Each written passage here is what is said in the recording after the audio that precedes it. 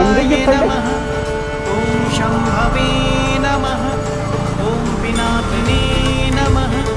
ॐ शशिशेखराय नमः। ॐ वामदेवाय नमः। ॐ विरूपाक्षाय नमः। ॐ कपर्दिने नमः। ॐ नीललोहिताय नमः। ॐ शङ्कराय नमः। ॐ शूलपाणये नमः। ॐ खट्वाङ्गिने नमः। ॐ विष्णुवल्लभाय नमः। ॐ शिपिविष्टाय नमः। ॐ अम्बिकानाथाय नमः। ॐ श्रीकण्ठाय नमः। ॐ भक्तवत्सलाय नमः। ॐ भवाय नमः। ॐ शर्वाय नमः।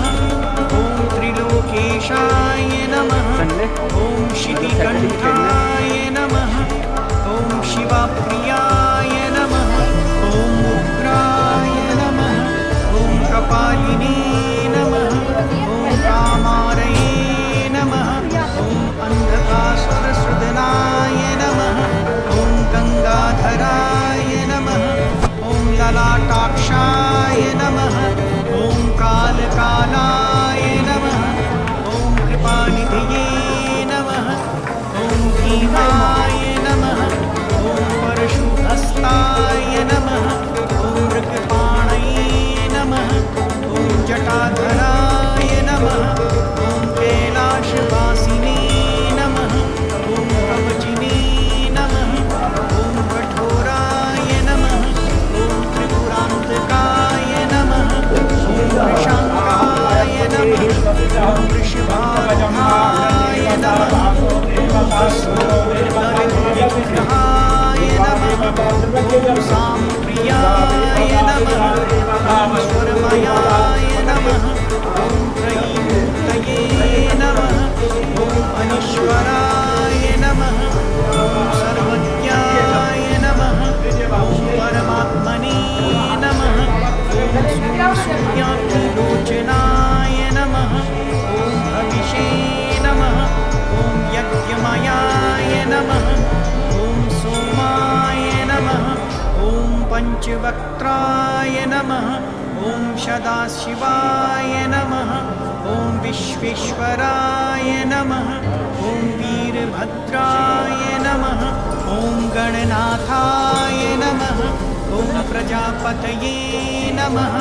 ॐ हिरण्यरेतसे नमः। ॐ दुर्धर्षाय नमः। ॐ गिरीशाय नमः। ॐ गिरिशाय नमः। ॐ अनघाय नमः।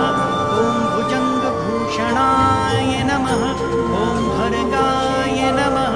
ॐ गिरिधन्वने नमः। ॐ गिरिप्रियाय नमः।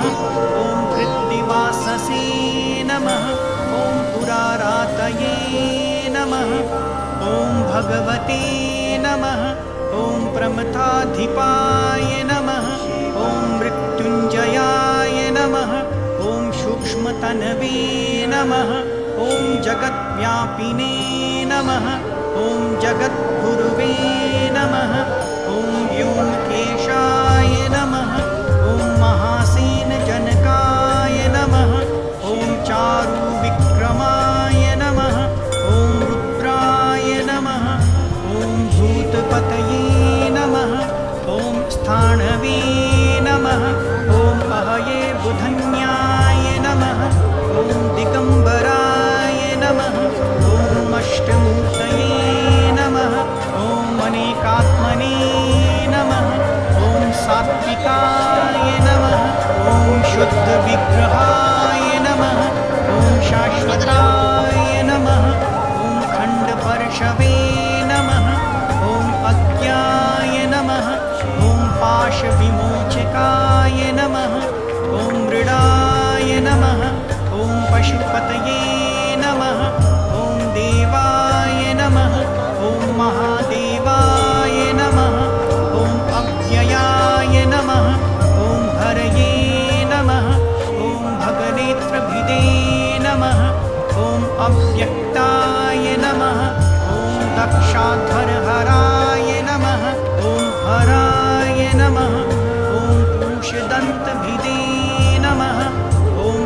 व्यग्राय नमः ॐ सहस्राक्षाय नमः ॐ सहस्रपदे नमः ॐ अपवर्प्रताय नमः ॐ अनन्ताय नमः ॐ तारकाय नमः ॐ परमेश्वराय नमः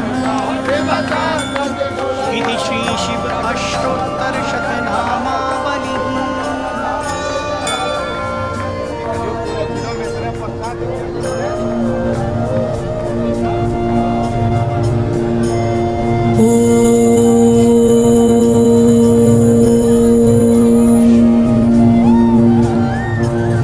श्रीदुर्गाष्टोत्तरम्।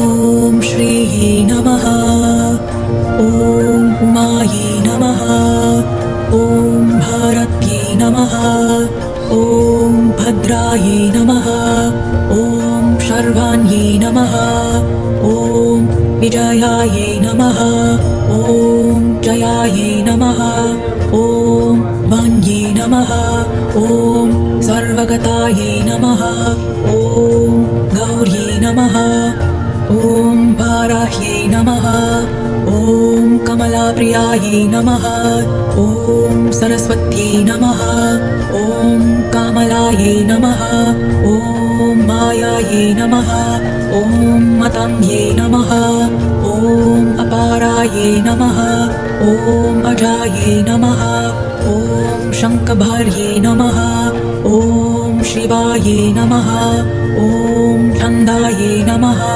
ॐ कुण्डाल्यै नमः ॐ वैष्णव्यै नमः ॐ क्रियायै नमः ॐ श्रीयै नमः ॐ ऐन्द्रायै नमः ॐ मधुमत्यै नमः ॐ गिरिजायै नमः ॐ सुभागायै नमः ॐ अम्बिकायै नमः ॐ तारायै नमः ॐ पद्मवत्यै नमः ॐ हंसायै नमः ॐ पद्मनाभसाहोदर्यै नमः ॐ अपर्णायै नमः ॐ ललितायै नमः ॐ धात्र्यै नमः ॐ कुमार्यै नमः ॐ शिखिवाहिन्यै नमः ॐ शन्भाव्यै नमः ॐ सुमुख्यै नमः ॐ मैत्र्यै नमः ॐ त्रिनेत्रायै नमः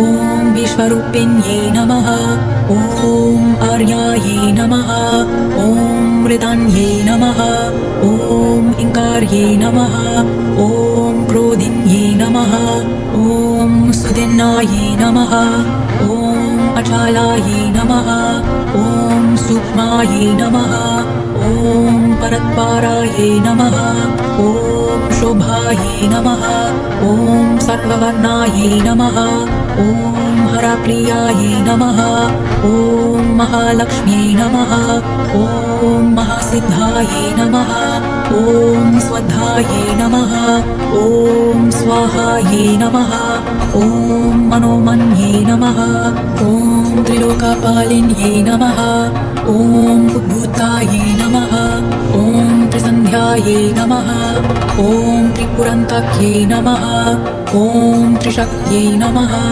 ॐ त्रिपादायै नमः ॐ दुर्गायै नमः ॐ ब्रह्मायै नमः ॐ त्रैलोक्यवासिन्यै नमः ॐ पुष्करायै नमः ॐ अश्रिश्रुतायै नमः ॐ गुधायै नमः ॐ त्रिवर्णायै नमः ॐ त्रिस्वरायै नमः ॐ त्रिगुणायै नमः ॐ निर्गुणायै नमः ॐ सत्यायै नमः ॐ निर्विकल्पायै नमः ॐ निरञ्जन्यै नमः ॐ ज्वलिन्यै नमः ॐ मलिन्यै नमः ॐ ठट्टायै नमः ॐ प्रव्यादुग्निबर्हिन्यै नमः ॐ कामक्ष्यै नमः ॐ कामिन्यै नमः ॐ कन्तायै नमः ॐ कामदायै नमः ॐ कलहसिन्यै नमः ॐ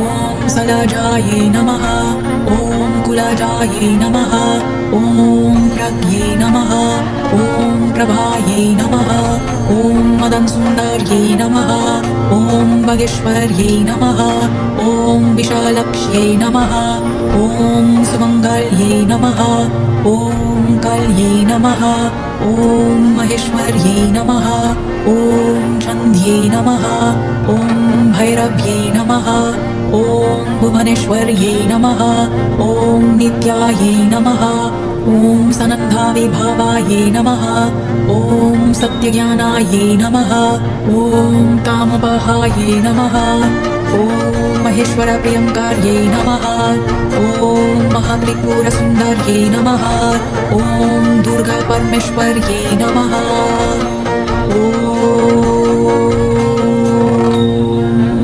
शान्ति शान्ति शान्तिः